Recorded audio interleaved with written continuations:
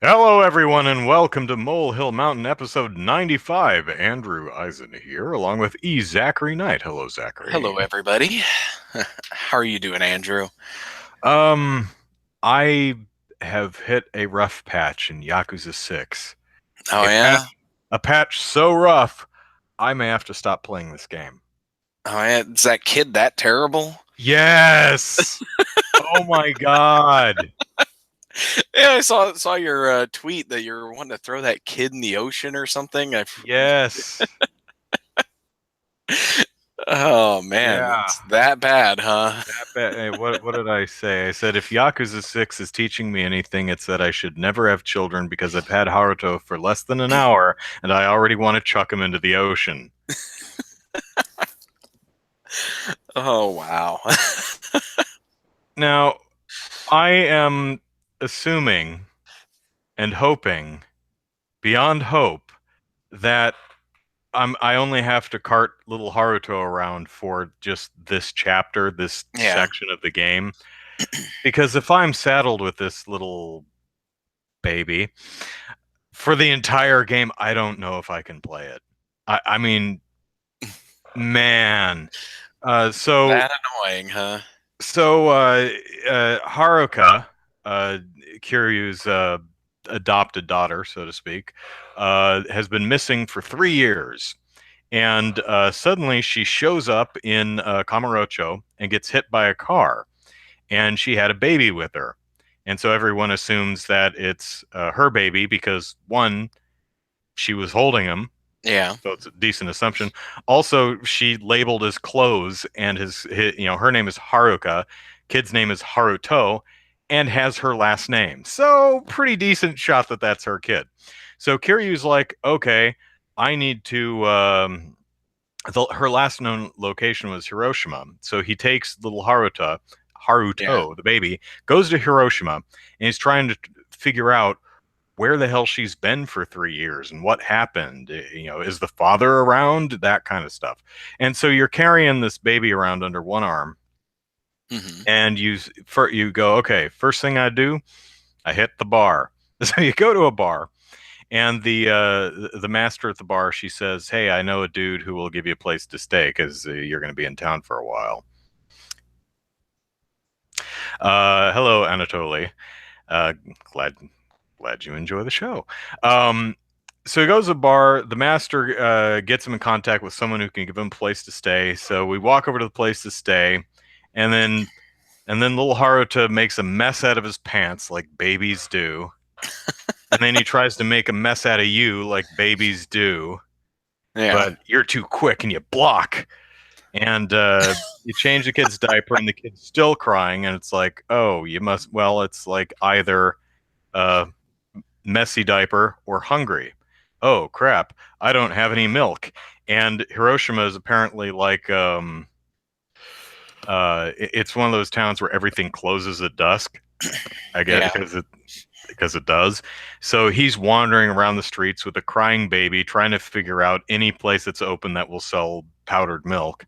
Um, and while you're walking around trying to find milk, every once in a while you have to do a mini game where you shake the baby until it stops screaming. And by well, it's not quite like that. No matter how hard I shook that controller, no, you Sorry. basically you play upsy daisy and swing, rocking back and forth, and the way you do that is by jerking the controller left and right and up and down to, but Yeah. Kiryu's a lot nicer than I am.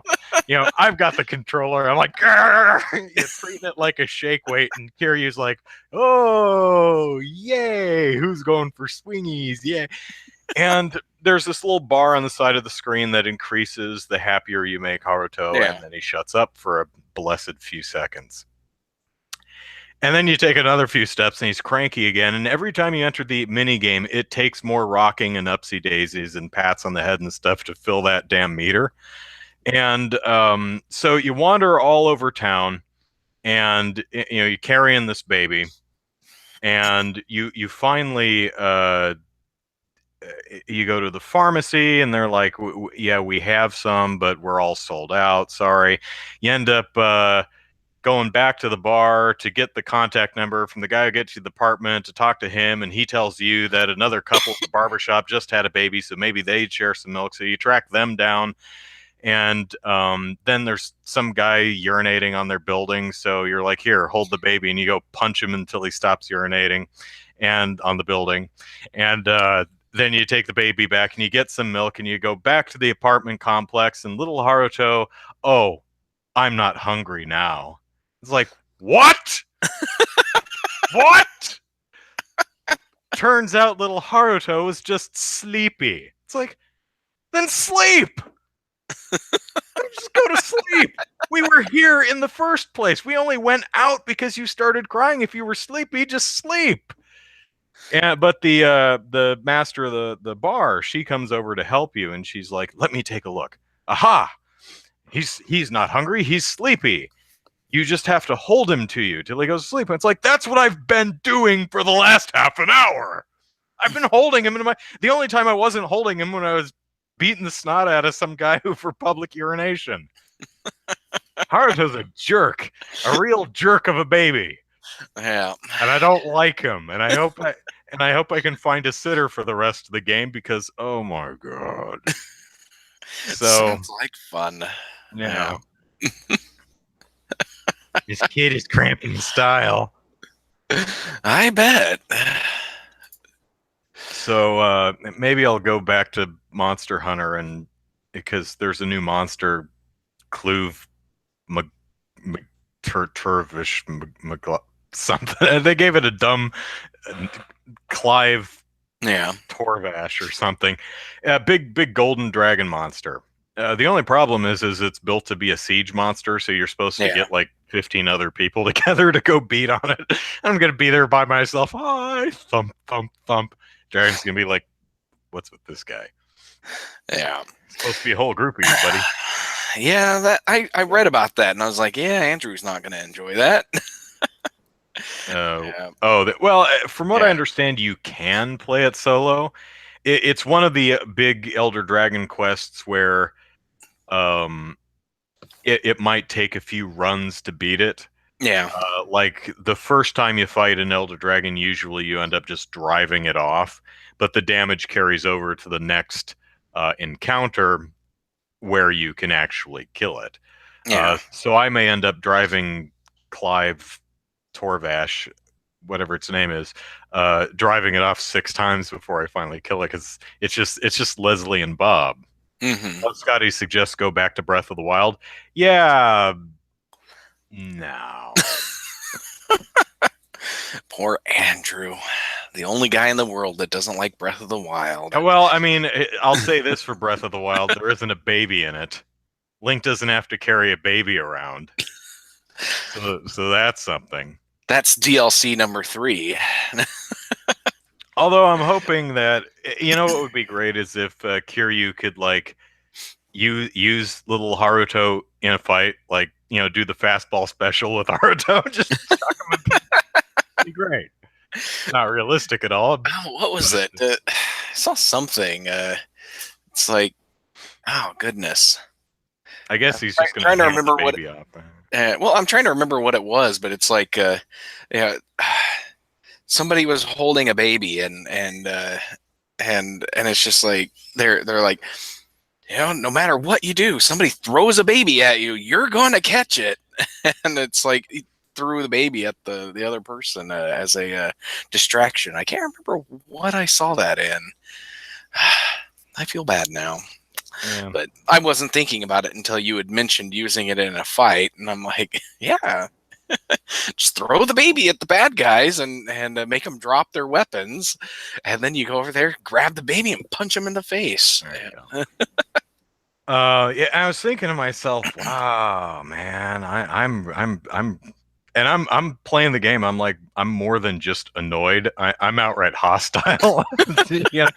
I'm thinking, man, do I really hate kids that much? I was thinking a friend of mine came over like a year ago, and she had just had a baby less than a year before. So this kid was maybe 7 months or something like that. Yeah. Still crawling, couldn't Yeah. walk yet. And she was over here for a day, and I was fine.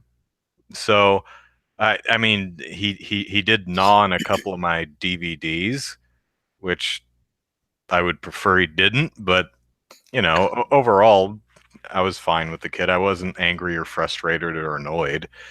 So maybe it's just a bad video game baby. I don't I don't know. Um, Well, you spend any significant amount of time, meaning like over a period of days and weeks, yeah, they can get you.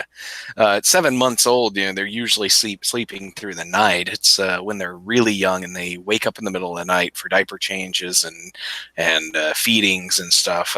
That's when you get really you can get really frustrated just yeah, because he of slept through the the night, terrible but yeah, sleeping schedule. But he just quiet kid, just basically just crawled around and just he's like a cat just knocking things off of a shelf because she brought over like this big water bottle and yeah, the kid just would pull it over on its side.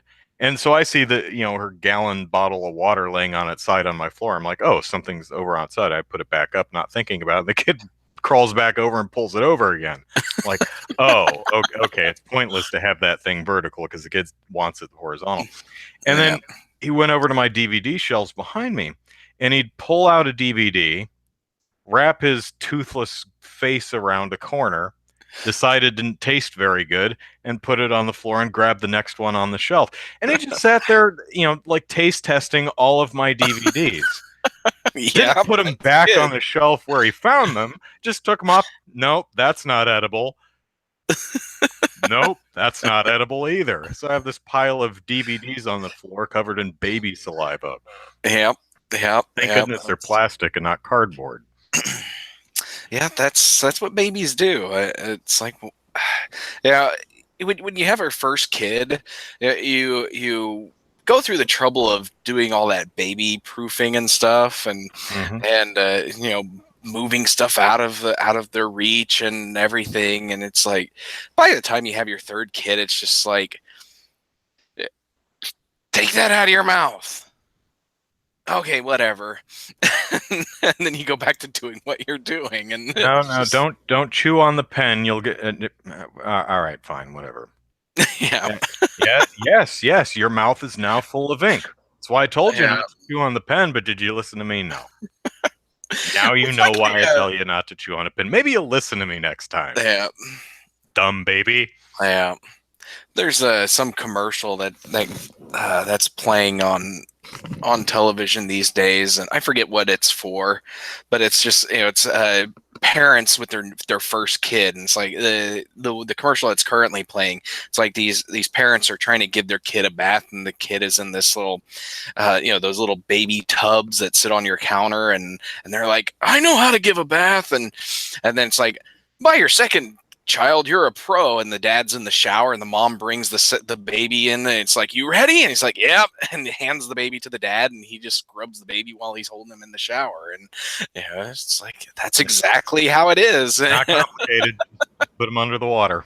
Yep, just get them Uh, wet, scrub them down. there you go. Scotty asks, "Is this baby worse than the baby Mario and Yoshi Island?" Yes, because because baby Mario and Yoshi's Island, as long as you don't suck at the game, Baby Mario's quiet. The only time Baby Mario makes a ruckus is when you get hit. So as long as you play the game skillfully, Baby Mario isn't annoying. So there's no option for play the game good and little Haruto will be quiet because the entire sequence that I just described is Haruto is fussing and Yeah, crying and squirming and making obnoxious baby noises. you know, Little baby Mario doesn't coo and gurgle and whine and cough and fart and do baby things while riding on Yoshi. Baby yeah. Mario is completely quiet until Yoshi takes one on the noggin and Baby Mario gets bubbled and goes floating off. And then and they're oh god, stop. Um, I mean that is a horrible sound, but you can be proactive and prevent that from happening. Yeah. No such luck in Yakuza 6. So I'm just hoping that this You can't cart form a bubble around the baby and let it float away. right. I'm hopefully Kiryu finds someone he can ditch the kid with for the rest of the game because I really don't want to cart this kid around, especially if I have to do that darn rocking the baby shake mini game. Yeah. I don't want to do it. And it took me a while to because it's one of those. There are four different things you can do. You can do an upsy daisy. You can do a lift, which is like almost exactly the same as upsy daisy. There's swing back and forth, and there's pat the kid on the head. Not only is this annoying because every time you do this dang mini game, you have to do it for longer because the meter's harder to fill. Yeah. But it's controlled in the worst possible way, motion controls. So upsy daisy is just push both control sticks up. That's fine. Swing is shake the controller back and forth. I mean, I guess you're supposed to do this, but I just do this. Lift up is move the controller in an up and down motion, and rub the kid in the face is using the little touchpad in the center. It's like I so don't wanna, so don't wanna. So Somebody's hopefully, finally using that touchpad in the center. yeah. I mean, it's like I mean, not every mini game in the Yakuza games are gems, but Yeah. at least the ones that you don't like, you don't have to play them. If you don't like shogi because you don't know how to play it at all, Yeah. you don't have to play it. If you think the wrestling mini games in God, I think it was 5 and 0 were boring, you don't have to play them. There's 20 mini games. They're all completely optional. If you don't want to play them, don't play them. Baby Haruto, yeah, you got to play the baby shake mini game. Yeah. So hopefully this is just a short section of the game because oh man, we Yeah. I actually stopped playing it like 45 minutes ago. I usually would probably be playing right up until the start of the podcast, but Variety is the spice of life, more yeah, instructed says. indeed it is. But some spices are gross, like cloves, especially Yeah. when you smoke them. Oh my god! Now Friday was marijuana day because 420. Yeah. Um, So did California devolve into chaos and riots because oh, everybody was high? it's Mad Max up in here. Yeah.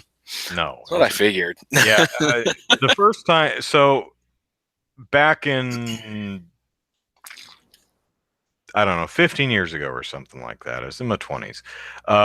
And I go to my sister's apartment. She's in college and she's about to let me in. And I'm like, oh my God, what is that smell? It was marijuana. Now, it wasn't coming from, not that it matters, it wasn't coming from her apartment, it was coming from someone else's. But I thought someone had accidentally caught the carpet on fire.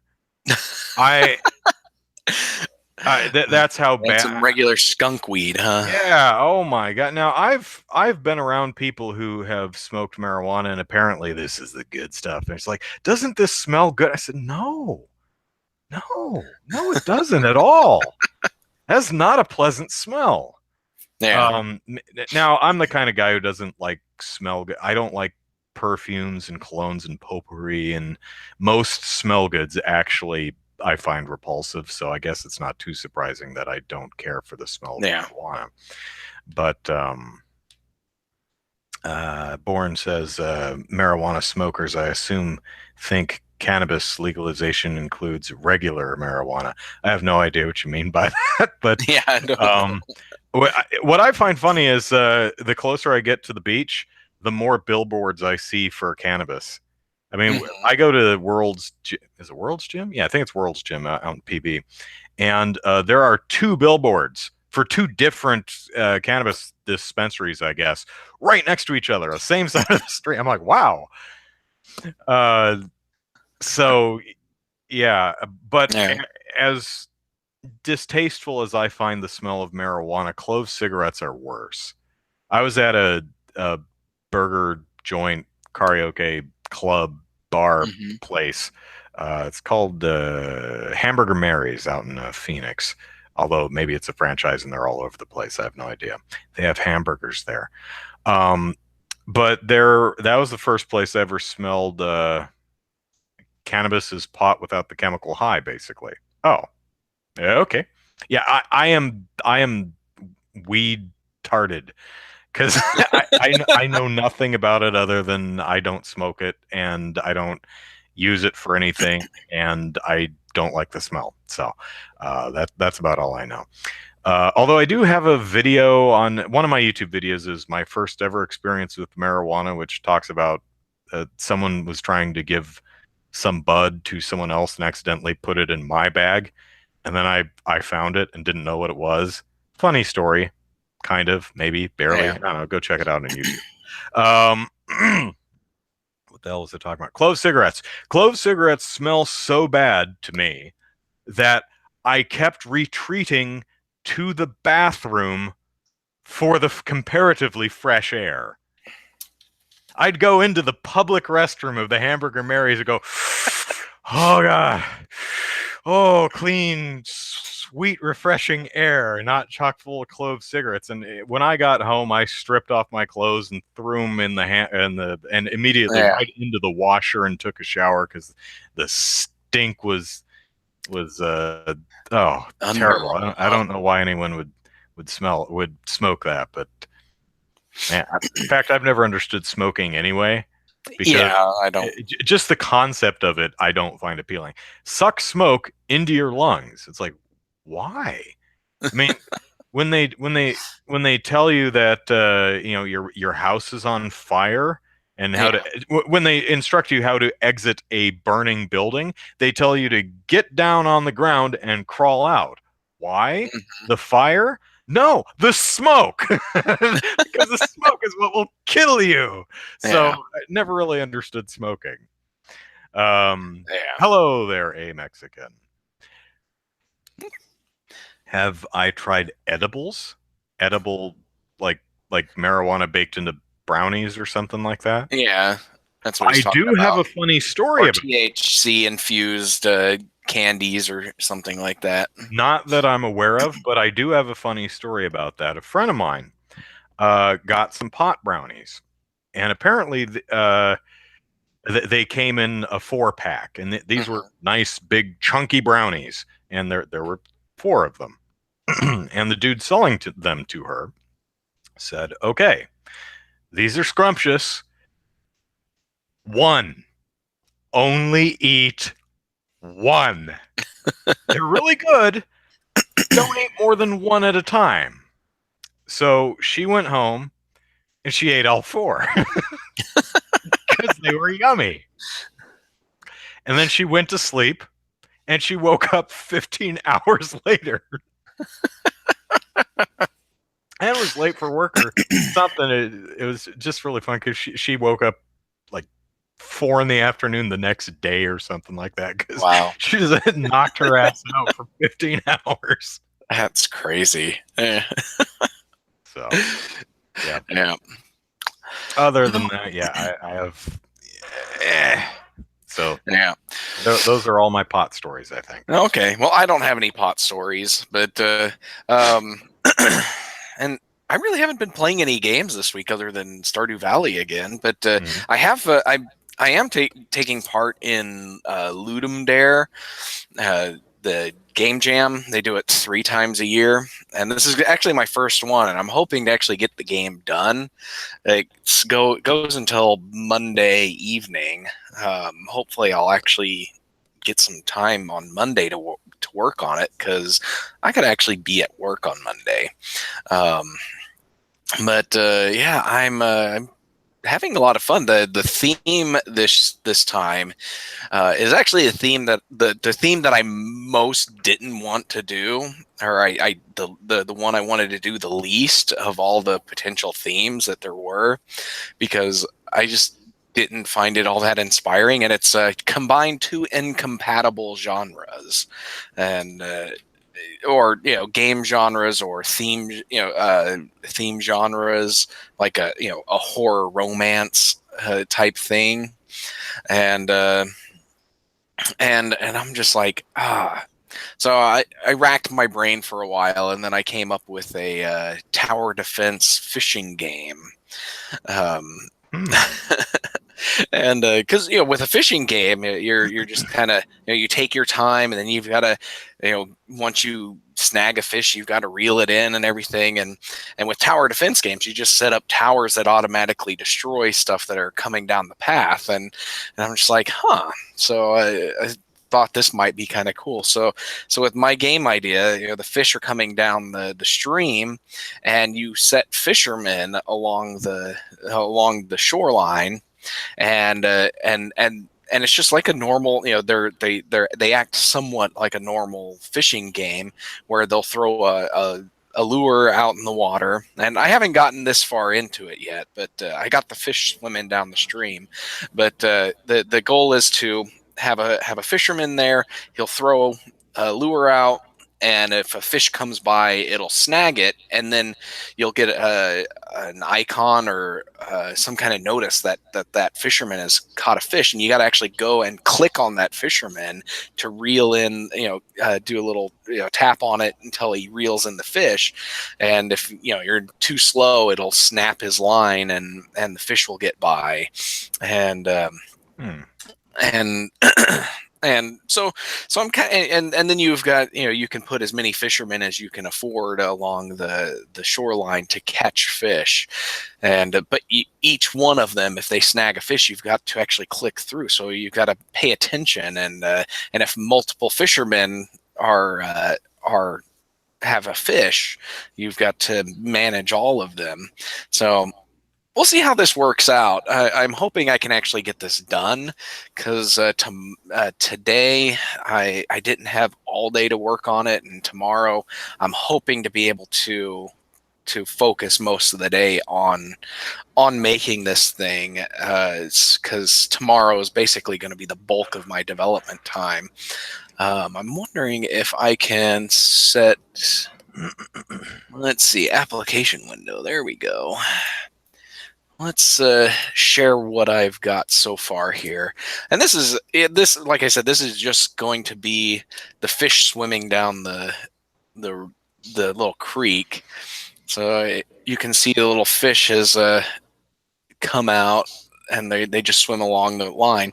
So eventually, it says bipole, but say probably change it to hire fishermen or something like that. And then you can just place him, like place one here in the corner, and then aim him to which direction you want him to cast his line out. Mhm. And then you can put multiple guys along. So we'll see how this works. Hopefully I can get that actually working tomorrow. I don't know how much time I'll actually have to work on this tonight, but yeah. But that's what I'm working on right now. And I thought I'd be kind of cool to show it off, show off what I have anyways. And yeah. It's funny because when you said fish tower defense, for some reason my mind immediately saw it from the fish's perspective, and I was trying to figure out how that would work. And Oh yeah. I had the idea of like a fishing lure dangling in the water, Mm-hmm. and stupid fish going like ooh shiny, and one fish being like no jackasses and trying to get all the fishes away. And I thought maybe that would be better for like um a bug zapper with go Yeah. towards the light, and you have to stop all your friends from getting zapped. I don't know. Yeah. Well, they're a reverse tower defense is actually, there's reverse tower defenses out there. Anomaly Siege. Warzone is one, but it's basically, you're the convoy in Anomaly. You're the convoy that has to get through all these hostile alien guns Defenses and stuff. and Yeah. defenses and stuff in order to rescue someone or do something. And that's actually, I like the Anomaly games. They're a lot of fun. But yeah, I'm just hoping this actually works, because if it's no fun, at least I tried something new. Because this is actually my first tower defense game, and I'm making one that's not actually, not a true tower defense. So it'll be interesting. Yeah. As the chat's discussing, actor Vern Troyer passed away today, I Yes. think. Yeah, That's today. Yes, it is. Losing a lot of, somebody else died earlier. He's an NPR well, Barbara newscaster. Bush died. Well, yeah, Barbara Bush died, and then let's see. I know I posted it earlier this week or last week, but NPR newscaster Carl Castle died. I don't he's somebody. He's most recently he's been a part of a radio show called Wait Wait Don't Tell Me, and it plays on Saturday mornings here.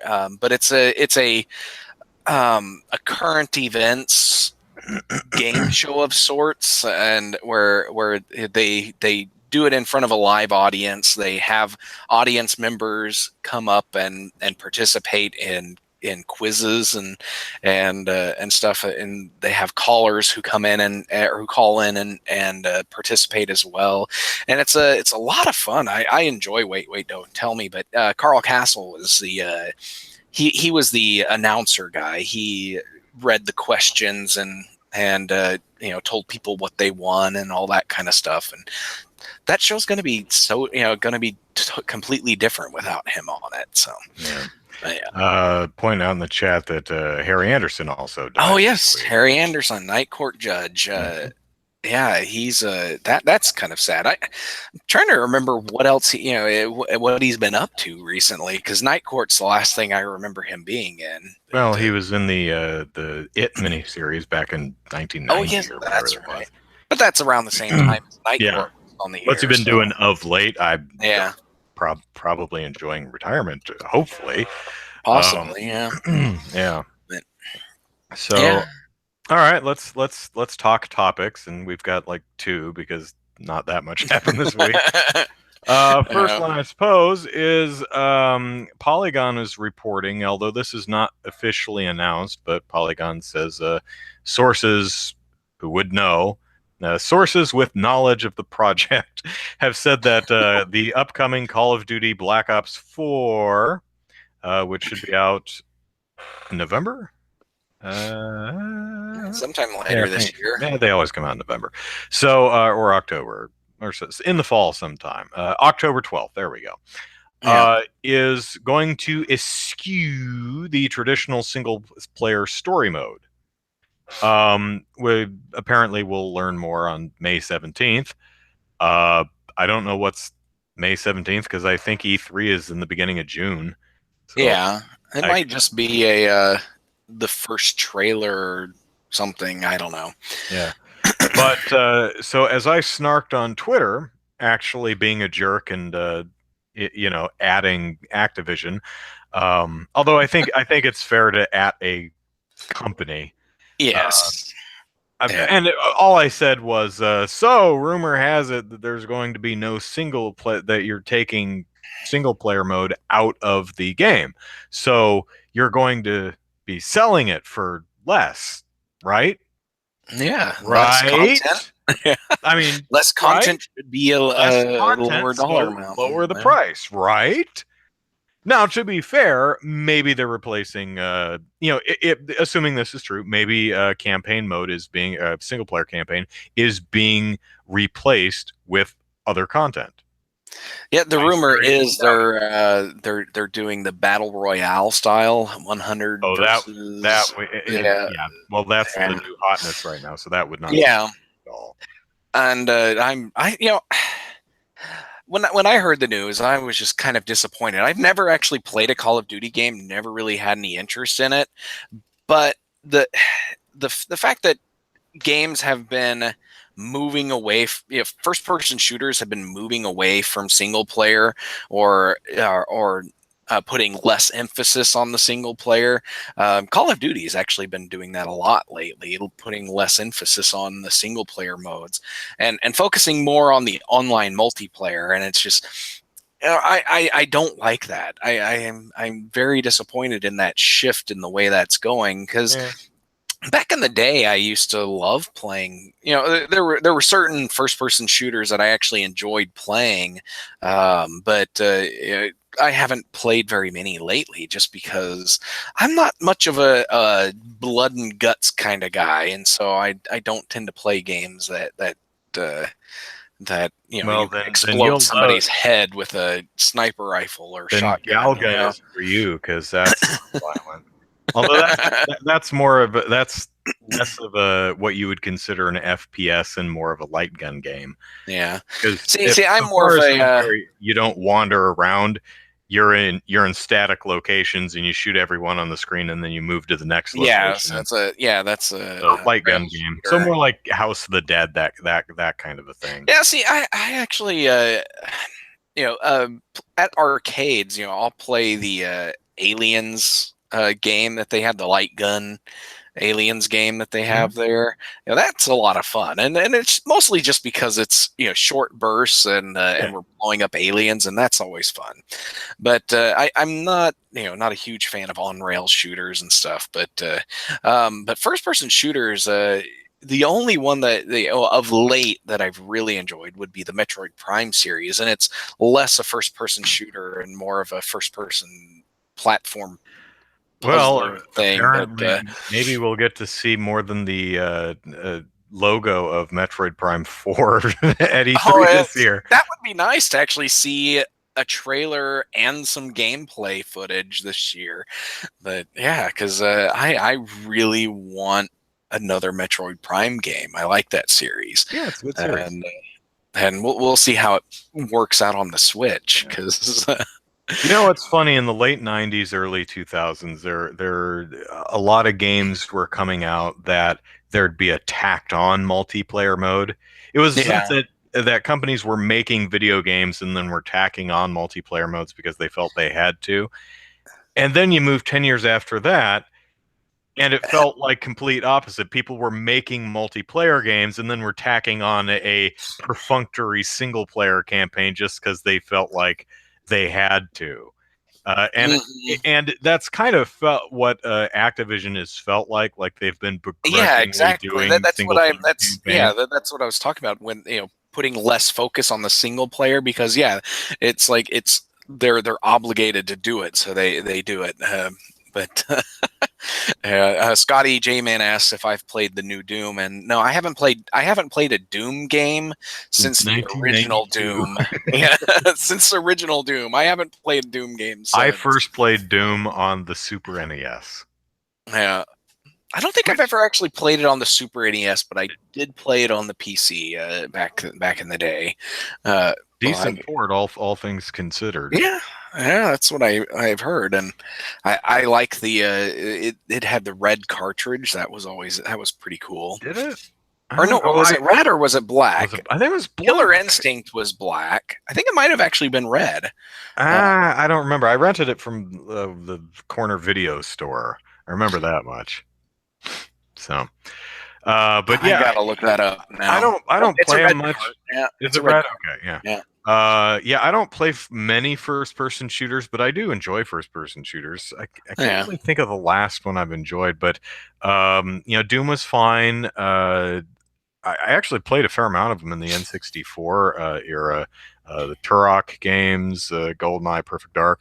Yeah, Um, GoldenEye. I played that back in the Time day. Splitters, those games pretty good. Unreal Um, Tournament 2003 was another one that I played, but that one I mostly played with friends in college, and part of it was because it was part of the curriculum, and so we used it for the level editor that was inside it, and so yeah, so yeah, I played. Matthew's recommending I play the new Doom, and yeah, it's on my list. I actually have Wolfenstein Yeah, see, I sitting wouldn't over there mind. in my unplayed shelf. I haven't Yeah, gotten to it yet. yeah, I wouldn't mind The playing the new new Doom, Wolfenstein. but and the new Wolfenstein, that one looks Not really not good. two, But the new first Wolfenstein. New Colossus the one that came out last fall? I forget.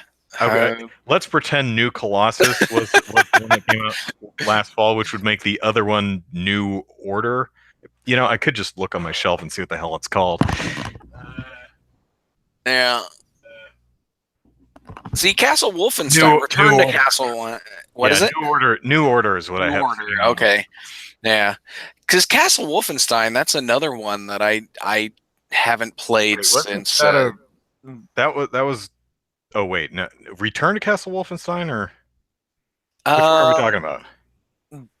The first-person shooter one, the one with the sprite base. In the same that was just style of tune. Wolfenstein, right? Was that just Wolfenstein? I think Okay. so. Yeah. I don't know.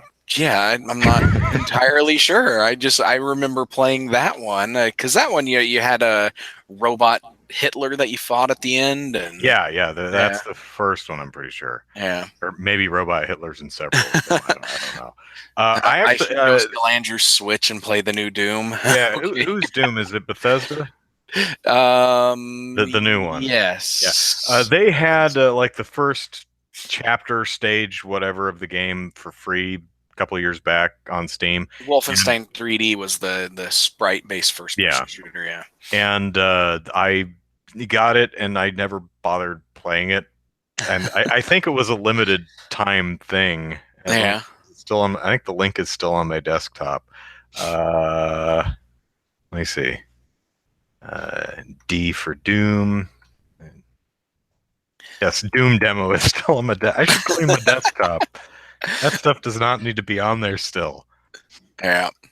So I don't even know if I have any first-person shooters in my Steam library. I know I've got a few first-person perspective games, I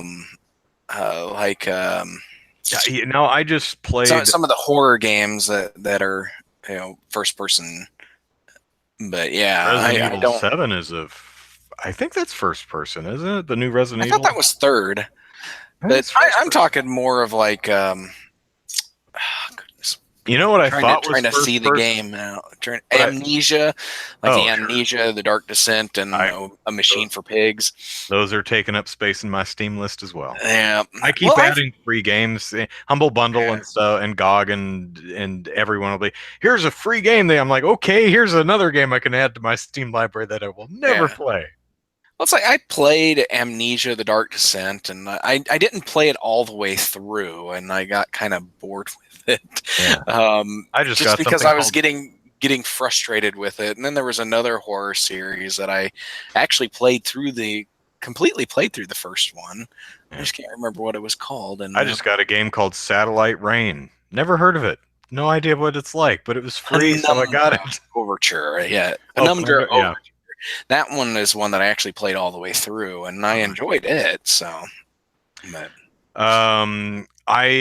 something I was under the impression was a first-person shooter, but turns out to be third, is Spec Ops: The Line, which I played for about 10 minutes, and then I stopped because, as far as I can tell, there's no controller support, and I was like, okay, keyboard and mouse, and then after 10 minutes, I was like, nah, I don't want to.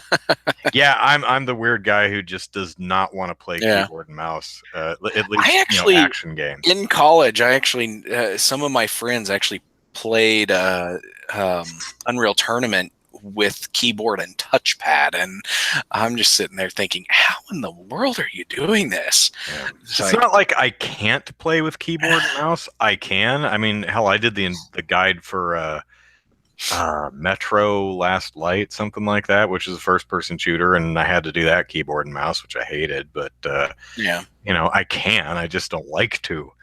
Mouse plus controller is the best combo for first-person games. Interesting. So you use the left left analog stick for movement and the mouse for aiming. I guess that works. Yeah. You kind of, unless you have a bunch of buttons on your mouse, though, you're kind of lacking for buttons because, well, I guess the left half of a controller, you do have the thumb pad, so there's 2 triggers. You have the click in. You might be able to make it work depending on how much you have. But there's in Spec Ops: The Line, there's a button for crouching and not crouching. There's a Mhm. button for like aiming. There's a button for inventory. There's a button for throwing a grenade. It's like, if I have to do more than WASD on the keyboard, I'm like, it's something you get used to after a Yeah. while. But I am just so not used to, doing WASD and then being able to just hit, E or Shift or Control and Alt. Yeah, Yeah. and it's just a matter of getting used to it, but I don't wanna. So Well, maybe I'll Scotty pick up. J Man says no wait, the Wiimote Nunchuck is the best, and actually that one wasn't too bad for playing Metroid Prime 3. I actually like the Wii remote, and I wish the Wii remote were a bit more ergonomic because it's just a Yeah. brick.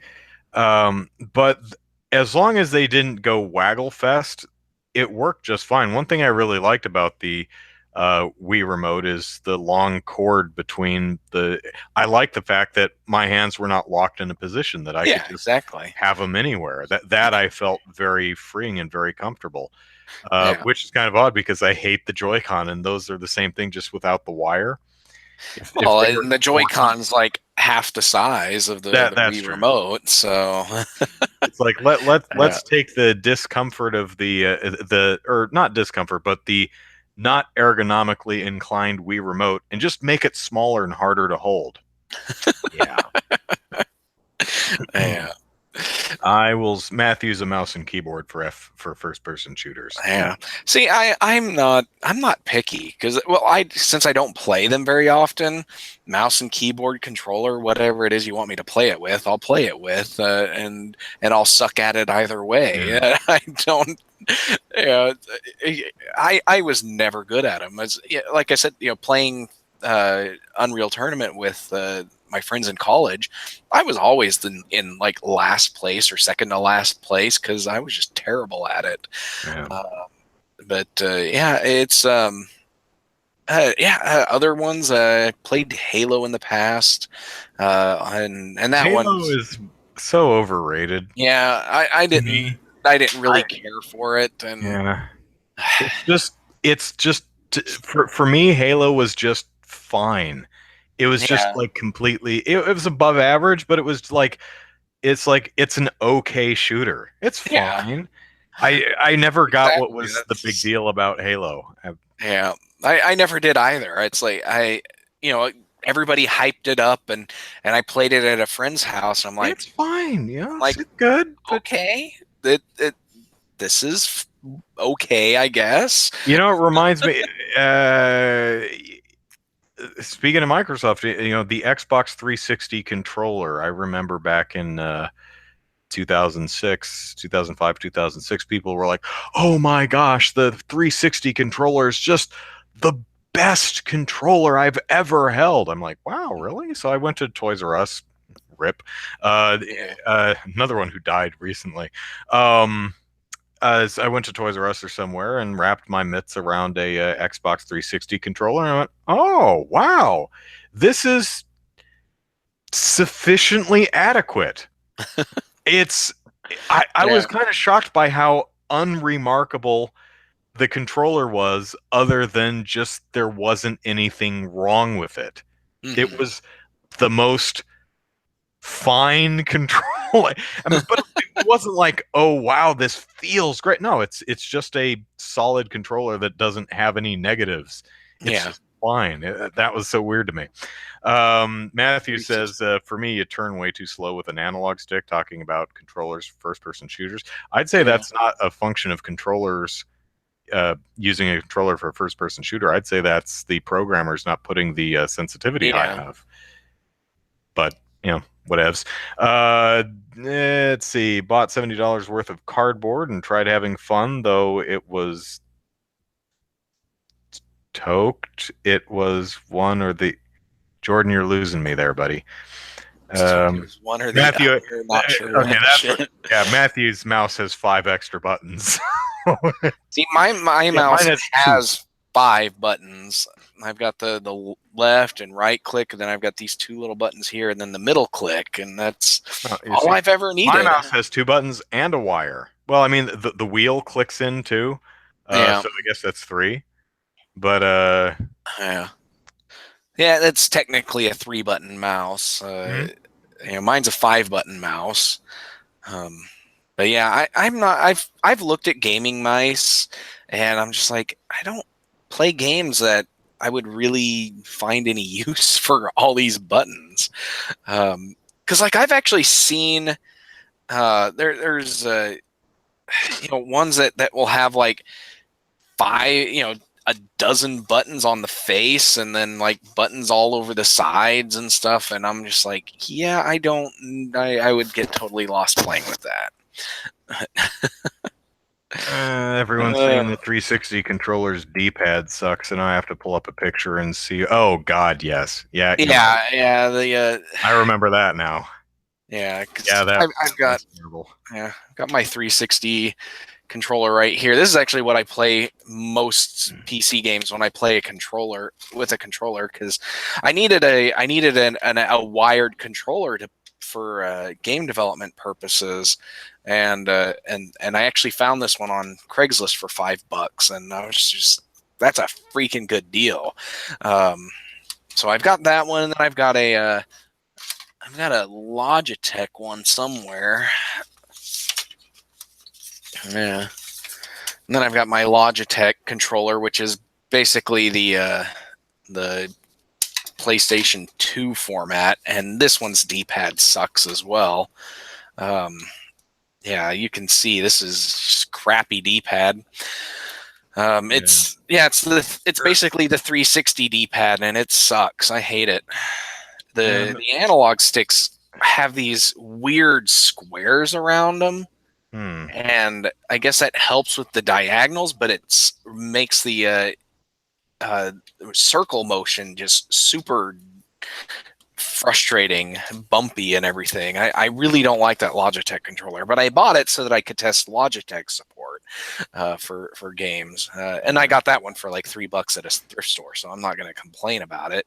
But yeah, yeah, Matthew says I prefer 100% the 360 or Xbox One controller over any PlayStation controller. I hate the stick placement. I'm guessing you mean the fact that they put both the analog yeah, sticks on the bottom, when the analog stick on the left should absolutely, unquestionably, I will hear no argument to the contrary, be right here. yeah, And I'm using the wrong exactly. finger, sorry. Yeah, I like Yeah. offset sticks too. Yeah, we actually bought some PS3 third-party PS3 controllers that have the D-pad and the analog stick swapped, and Oh, nice. my son really likes them. So I don't play with them too often, just because I'm just just give me the the first party controller and I'll be happy. Yeah.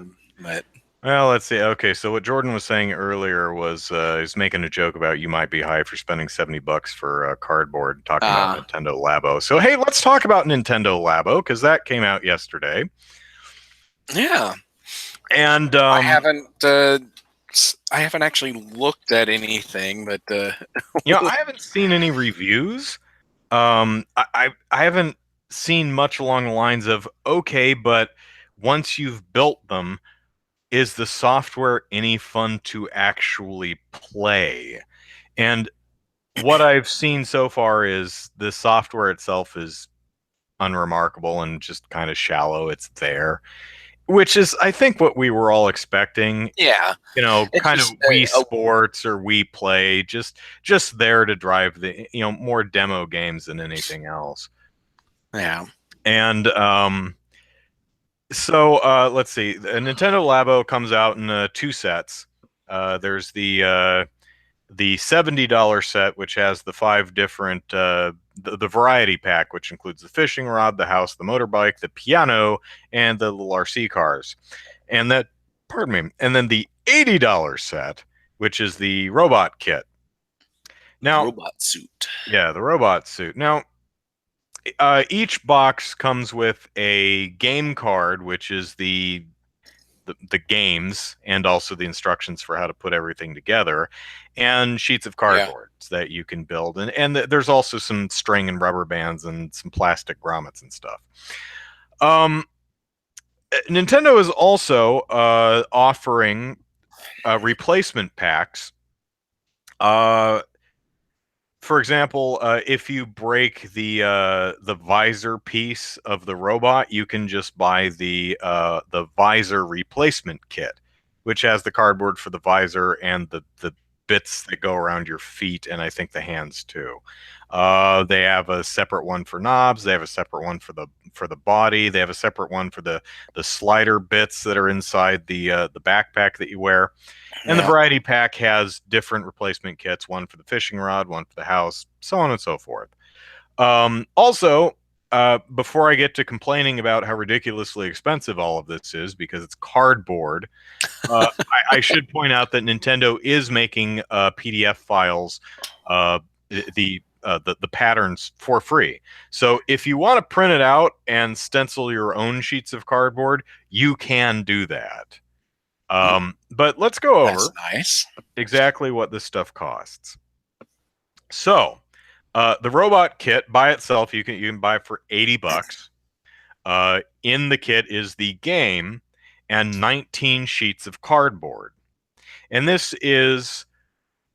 it's sturdy, but it's really thin. It's if you buy a picture frame from Target or wherever, and you take that piece of card stock in the back out and look at it, Yeah. it's thinner than that. It's still sturdy enough, but Yeah. these are really thin pieces of cardboard.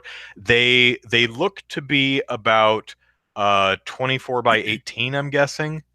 Yeah. It's probably not quite that. It's probably 18 by 12, I think.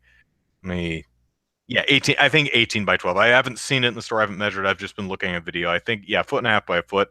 18 by 12 is probably exactly what these cards measure. Probably. Yeah. So, $80 for 19 sheets of uh, foot and a half square foot, 1.5 square feet of cardboard. Um, so you can buy the knobs, which is 3 sheets of cardboard for $5.99. The body, which is 4 sheets of cardboard for $13.99. The slider, which is 5 sheets of cardboard, $9.99. The straps, which is 2 pieces of cardboard for $5.99. The visor and the feet, which is 3 sheets of cardboard for $5.99. The weights, which is 2 pieces of cardboard, but also 4 weight sheets. Not completely clear what that is. I'm guessing it's little weights with stick 'em on the back that you Yeah. paste to the cardboard so that they actually fall in the back of the backpack when you let up the tension on them. That's my guess. So I'm not sure what exactly that material is or what it costs, but that whole pack is $7.99. That just in cardboard adds up to $50. So these 19 sheets of cardboard, $50. So they're saying the game itself is only worth $30, and Well, not quite, because there's also yeah. the accessories pack, which for the let me look this up real quick. That's the variety kit. Where's the robot kit? Robot kit. Okay, variety pack comes with 2 short straps, 1 medium strap, 1 long strap. These are the nylon strap that goes around your head to hold the visor on, Yeah. the backpack shoulder strap, and what's the other strap for? I forget. 2 green strings, 2 orange strings, 1 sticker sheet, and 12 plastic grommets. This is $9.99. Now, if you're wondering how much all this crap should actually cost, so again, so the cardboard and the string and straps and stuff adds up to $60. Okay. So what Nintendo is saying is that the game is $20, the materials are 60. I think they've yeah, no. So cardboard, depending on how you price it, is less than $1 for a 3 square foot sheet of cardboard that's actually a lot thicker than what they use in here. Well, So let's see. You can go and buy a box. I don't have a good size in it here, should but be like a well foot less and than a half yeah. by a foot and a half by a foot and a half box. Okay, with and that's just the that's the folded size. So then you have the half foot flaps on both ends. You can buy one of those cardboard boxes at like Home Depot or Walmart or whatever for like $3, and that's quite a bit of cardboard. Hmm. Um, Yeah. but Uh, and I know there's markup and stuff, but it's yeah, cardboard. It does not, 19 sheets of cardboard should not cost $50. well, And they've got to stencil it. They've got to perforate perf cut it. They've got to add in the and I'm not saying that this makes it that much yeah, more it's a valuable. stamp on a They've production got line. to, It yeah, goes thump, done. yeah, exactly. But yeah, they've got all that. They've got to put in the fold lines. They've got to. Sure. Some of these are color actually painted or dyed or whatever. But yeah, it's a lot of work to do this. But yeah, once you've got all the big stamp machines designed and installed, it's just, yeah, you're just You basically know, shoving a piece of cardboard in and I'd and be willing to say, you know what, mark it up. It's $1 for a piece of cardboard. You yeah. know, that's it does not cost Nintendo that much. I know there's R&D and stuff that goes into this, and they've got a set of facilities that make this stuff. But 19 sheets of cardboard, $20. I'd be okay with that. Now let's look at the accessories. So there's plastic grommets. You can get a pack of 10 plastic grommets for $3 to $4. Um, Nylon straps. I don't know how much strap is in this. Maybe 6 feet of nylon, all told. It's really Yeah. hard to say. There's the headpiece. There's the shoulder pieces. I'm guessing maybe 6 solid feet of nylon strap. Uh, but you can buy 10 yards of nylon strap for $3 to $4. And string.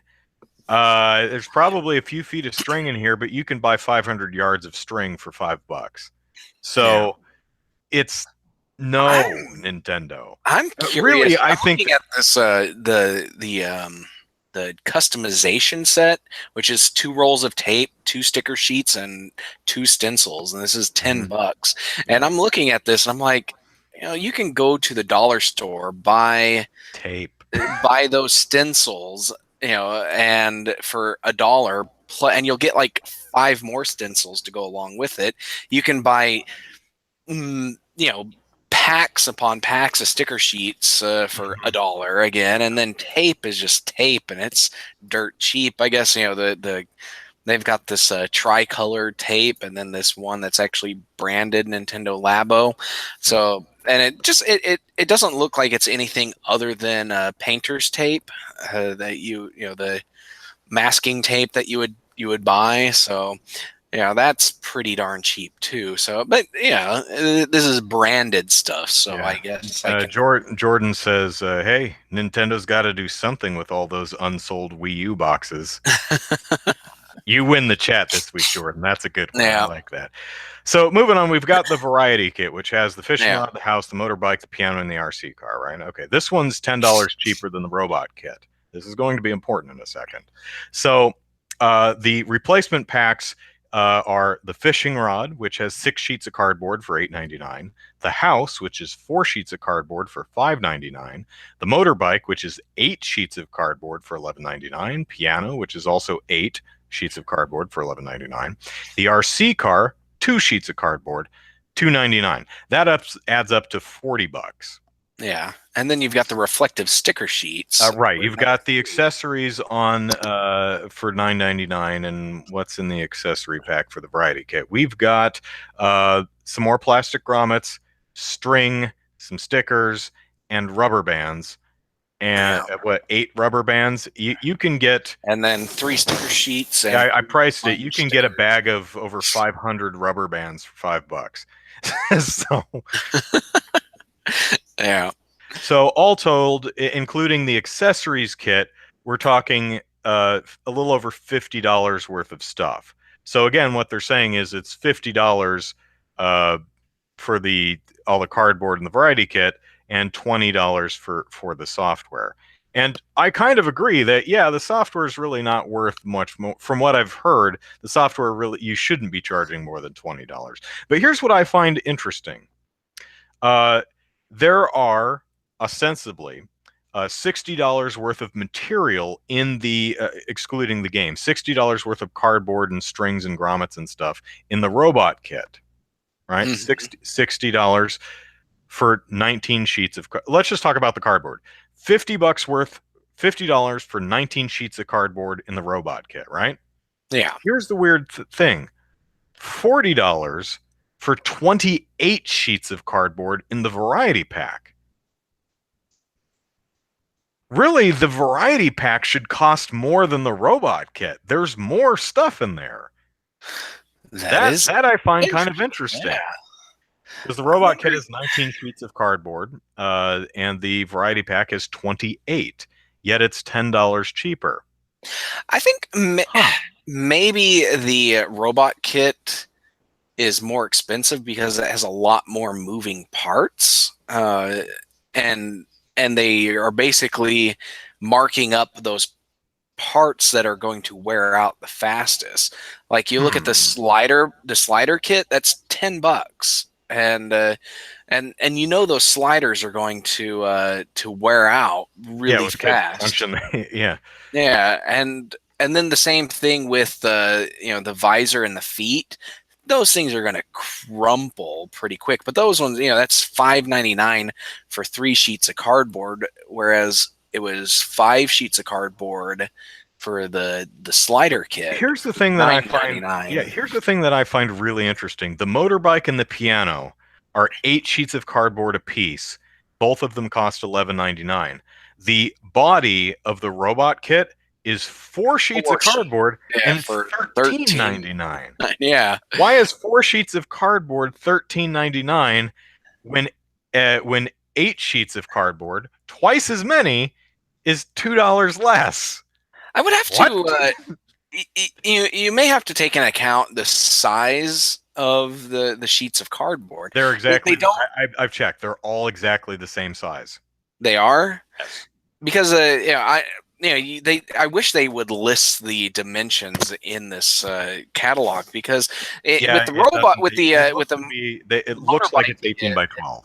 Yeah, because the motorbike kit looks is they have 2 sheets per display image, and so that makes it seem like they're smaller sheets of cardboard. But I I don't Yeah, know. I checked an unboxing, and the cardboard sheets for both the all of the cardboard sheets in the box are exactly the same size, and the cardboard sheets in the variety kit and the ones in the robot kit are the same. So Okay. all of the Labo cardboard sheets are all exactly the same Hmm. size, and they look to estimate. I haven't seen anyone actually measure them, but looking at an unboxing, and I'm guessing 18 by 12. Yeah. But again, I think what is going on is the robot kit has the markup because it's probably the one that's going to be damaged the most because you're going to be wearing it. Little kids are going to put it on their back, Yeah, trip, and fall on it. crush the body. Would be nice if that it were cheaper. Since that's the one that's going to be damaged the most. Nintendo Yeah. jerks. Just because you Robots are can cooler than doesn't mean you pianos, should. Laxter says. That's why That it's might be the it. price Yeah. differences. Yeah. But really, you The know, motorbike actually looks pretty cool, and but yeah, I would begrudgingly be okay if Nintendo charged $50 for the Labo kits. You know, $20 to $30 worth of cardboard, and then $20 for their minimal little game and yeah, the instructions. That seems fair. For the price of a regular video game, you get a minor game plus all this cool cardboard stuff that you can build. That seems fair. But 70, $80? That's no, Nintendo, yeah. you're getting greedy. On the other hand, If you look at your potential customer base, and let's say that just for to use nice simple round numbers, there are 1,000 people who want to buy the Nintendo Labo. Well, you could, you know, you look at it and you say, well, if we charged $20 for Nintendo Labo, all 1,000 people would buy it. But if we charged $70 for Nintendo Labo, 990 people would buy it. Only 10 people would refuse to buy it. Well,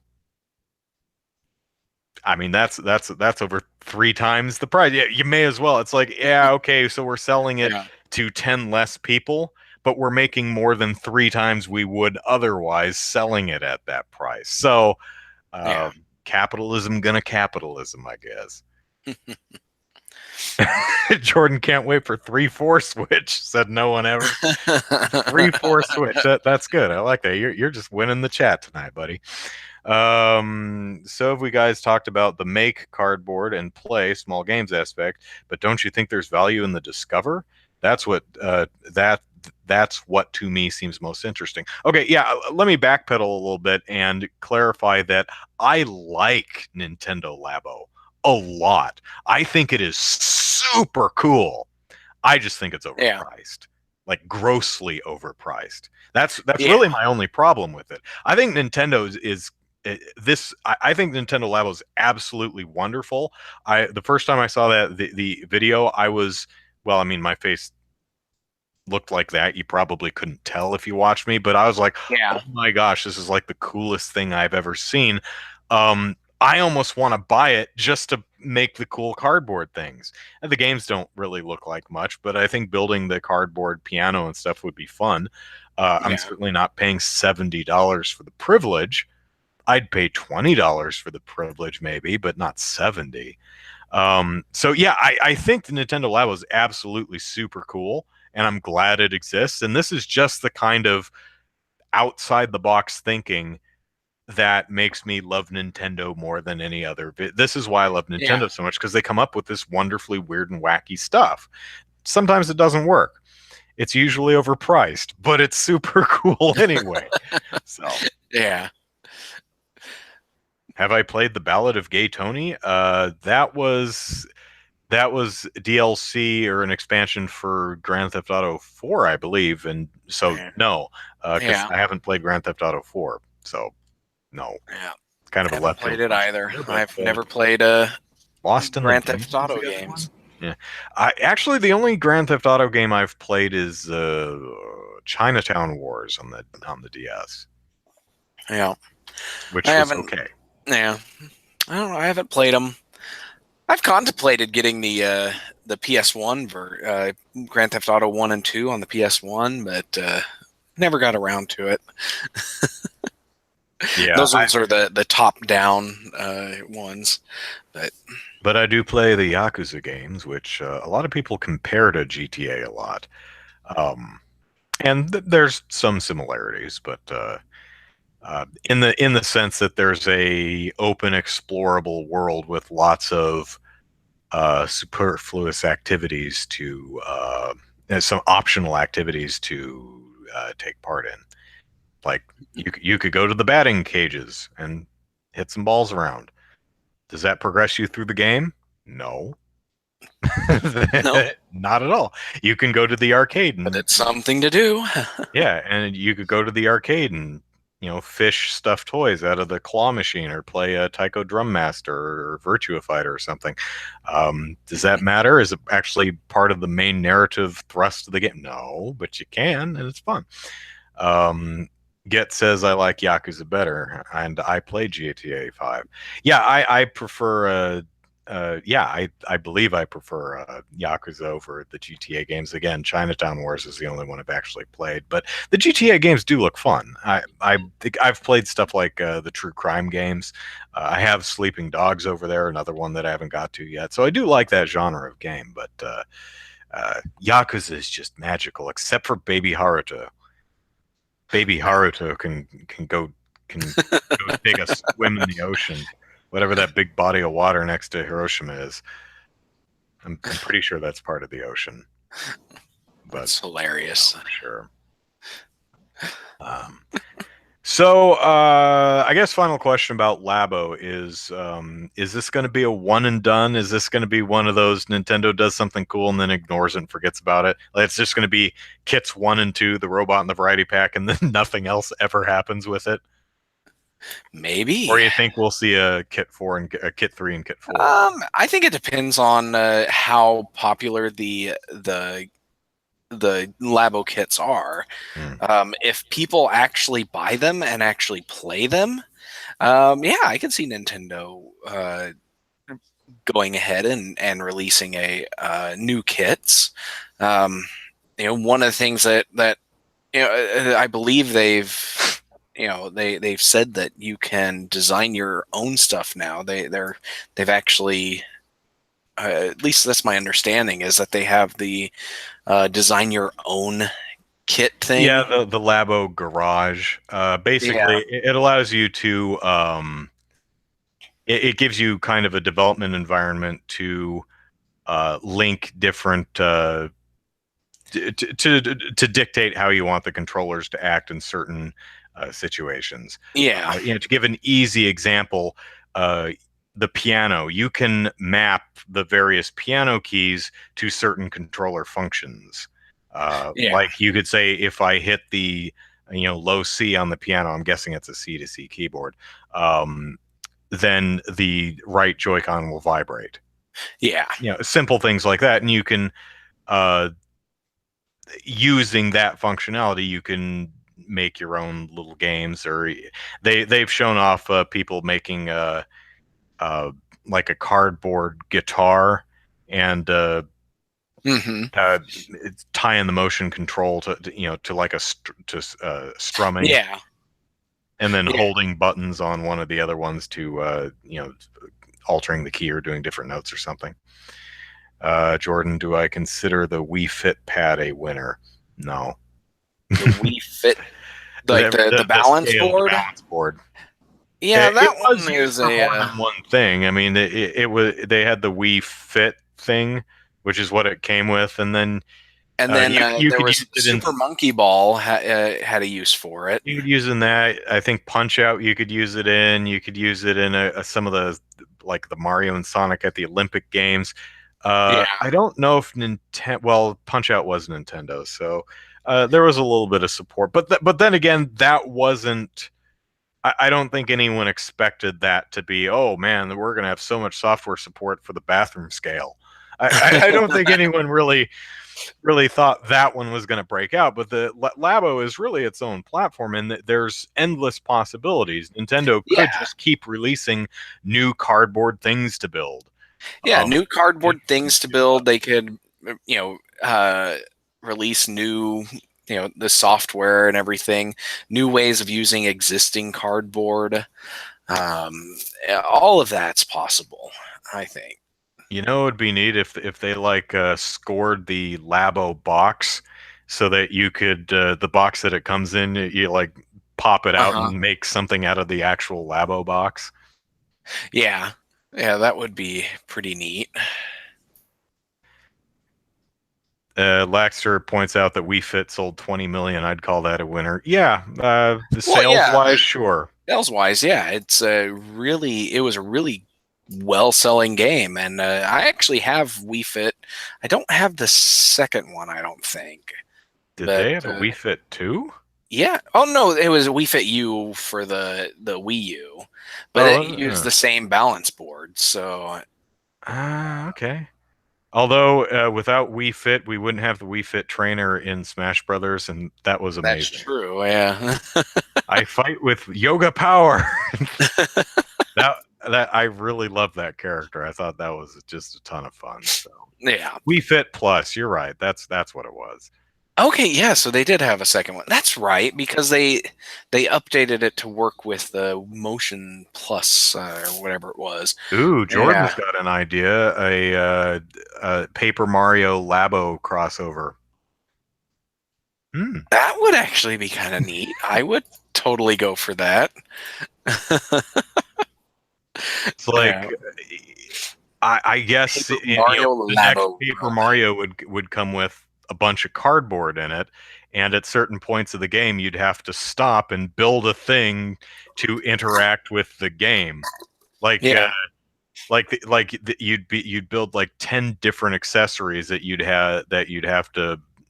use to manipulate the game in certain ways. Inside, That's yeah. actually not a bad idea there, Jordan. You're on fire tonight, boy.